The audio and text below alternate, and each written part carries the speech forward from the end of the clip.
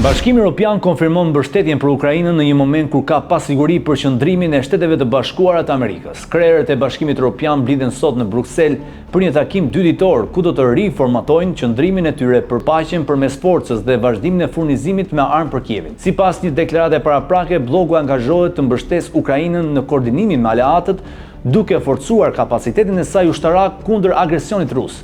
Në Bruksel, pritet të mbërrijë dhe presidenti i Ukrainës Volodymyr Zelensky, i cili së fundmi pati një bisedë telefonike me presidentin amerikan Donald Trump. Zelensky e përshkroi bisedën si pozitive dhe u shpreh optimist për arritjen e një paqe afatgjatë brenda vitit, duke përmendur dhe çështjen e centralit bërthamor të Zaporizhzhias. Takimi në Bruksel zhvillohet në një moment të ndjeshëm vetëm 2 ditë pasi një telefonate mes Trump dhe presidentit rus Vladimir Putin. Dy liderët kanë rënë dakord për një pauzë 30 ditore të sulmeve ndaj infrastrukturës energjetike. Megjithatë, vetëm disa orë pas kësaj thirrje, Rusia ka goditur objektivat energjetike në Ukrainë, duke shinjestruar sistemin hekurudhor.